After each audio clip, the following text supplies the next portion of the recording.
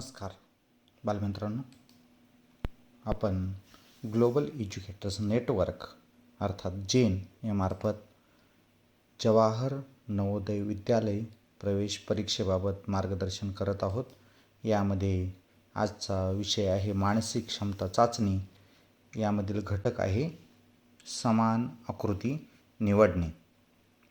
चला तर मग पाहूया मानसिक क्षमता चाचणी विषयातील समान आकृती निवडणे.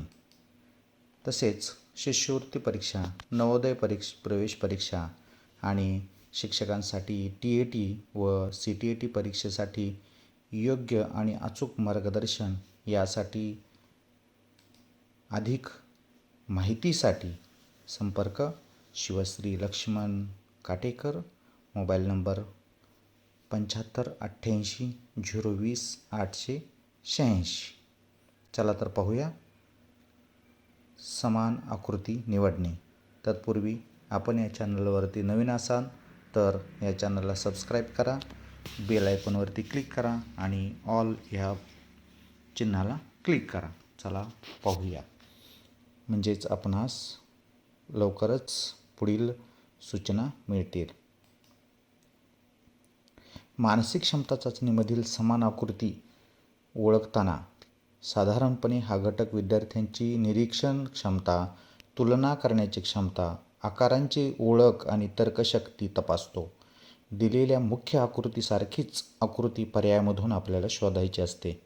यासाठी विद्यार्थ्यांना समजावून सांगण्यासाठी काही महत्त्वाचे मुद्दे आपल्याला या ठिकाणी सांगतो.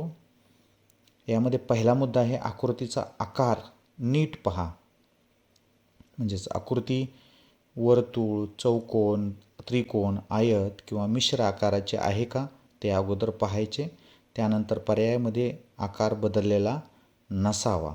त्यानंतर दुसरा मुद्दा आहे आकृतीतील रेषा तपासा. म्हणजे सरळ रेषा, वक्ररेषा किंवा तिरप्या रेषा आहेत का हे पहा. त्यानंतर रेषांची संख्या मोजा. त्यानंतर मांडणीसारखी आहे का ते पहा.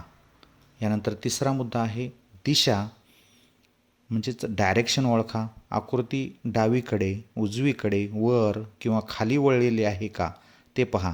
काही वेळा आकृती फिरवलेली असते पण तिची रचना तीच असते. त्यानंतर चौथा मुद्दा आहे आतील चिन्हे पहा. म्हणजे ठिपके, रेषा, सावली, बाण, छोटे आकार यांची जागा तपासा. केवळ बाह्य आकारावरून उत्तर निवडू नका. यानंतर पाचवा मुद्दा आहे आकारांची संख्या मोजा. आकृतीत किती त्रिकोण दिले आहेत, त्यासोबतच चौकोन किंवा वर्तुळे आहेत ते मोजा. म्हणजेच संख्या जुळत असल्याची खात्री करा.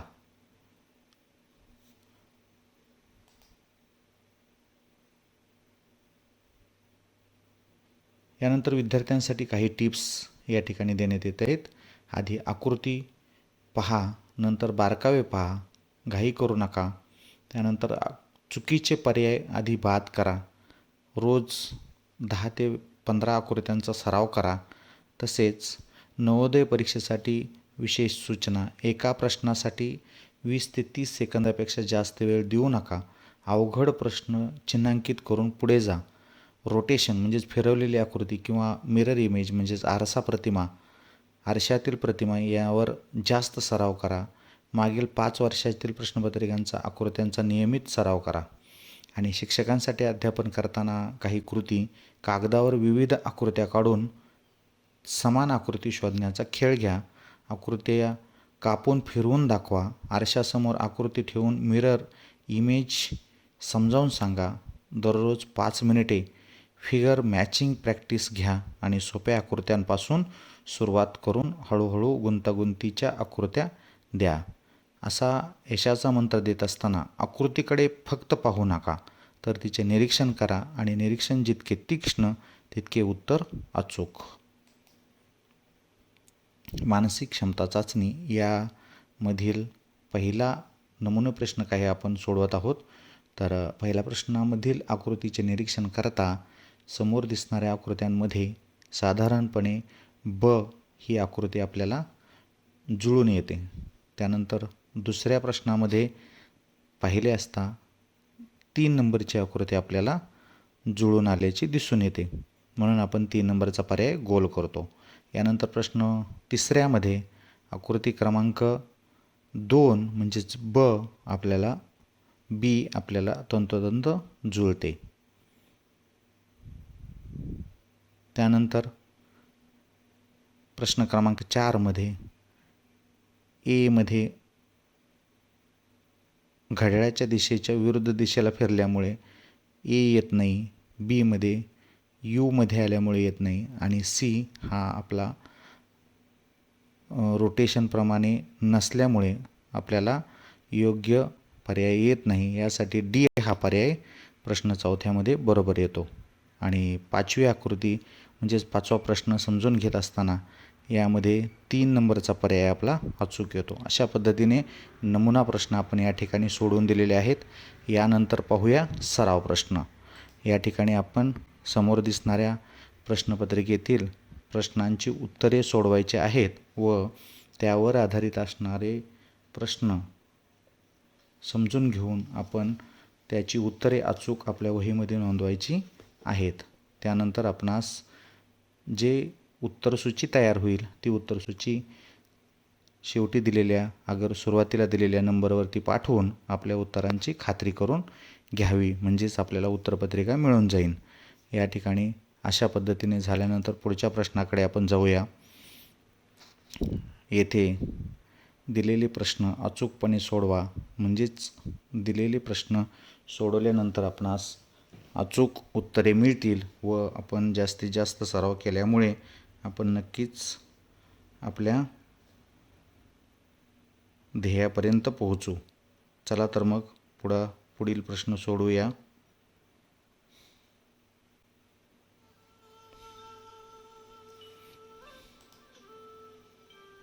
या ठिकाणी आपले जर व्हिडिओ पुढे जात असेल तर पॉज करून अचूक प्रश्नाचे उत्तर निवडा व वहीमध्ये गोल करून तो पर्याय नोंदवा, म्हणजेच आपल्याला गोल करण्यासाठी सोयीस्कर जाईल. यानंतर पुढील प्रश्न पाहूया. अशा तऱ्हेने आपण सराव करत राहिलो तर आपल्याला जास्तीत जास्त प्रश्नांचा सराव होईल.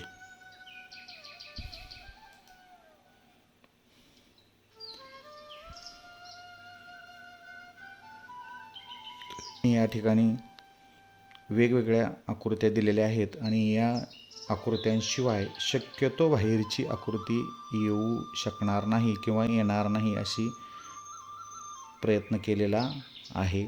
तरी जर या आकृत्यांव्यतिरिक्त आकृती आली तर यातील आपण वापरलेल्या पद्धती, तर्क त्या प्रश्नासाठी आपल्याला सोयीस्कर राहतील.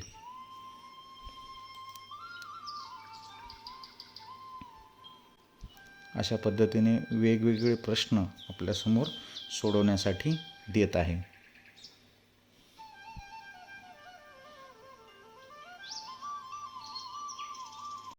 खूप छान पद्धतीने आपण सोडवलेले आहेत, तर नक्कीच पुढील प्रश्न आपण सोडवावेत.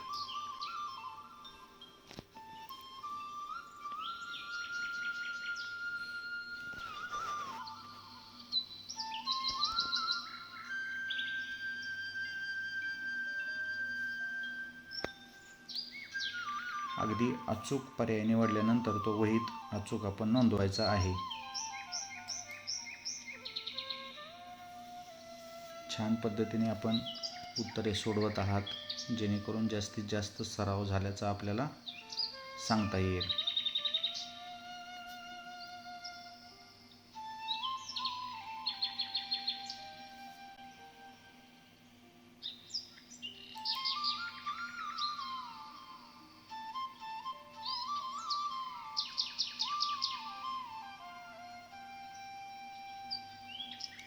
चला पुढील प्रश्न सोडवूया.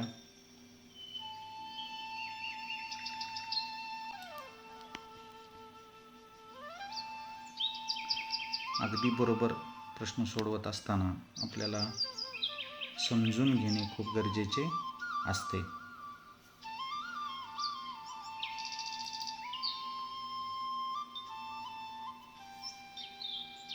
दिलेले मुद्दे अचूकपणे तपासून पाहत चला आणि नोंदवत चला. खूप छान.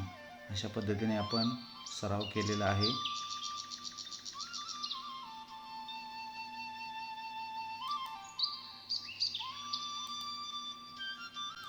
तर आपण जवाहर नवोदय विद्यालयाच्या प्रवेश परीक्षेसाठी समान आकृती निवडणे हा घटक या ठिकाणी अभ्यासला. तसेच यानंतर आपण आज शिष्यवृत्ती परीक्षा, नवोदय प्रवेश परीक्षा किंवा शिक्षकांसाठी TET किंवा CTET परीक्षा यासाठी योग्य आणि अचूक मार्गदर्शनासाठी आणि अधिक माहितीसाठी संपर्क शिवश्री लक्ष्मण काटेकर. मोबाईल नंबर आहे 7588020886. धन्यवाद. भेटू आपण पुढच्या भागात. नमस्कार बालमित्रांनो, आपण ग्लोबल एज्युकेटर्स नेटवर्क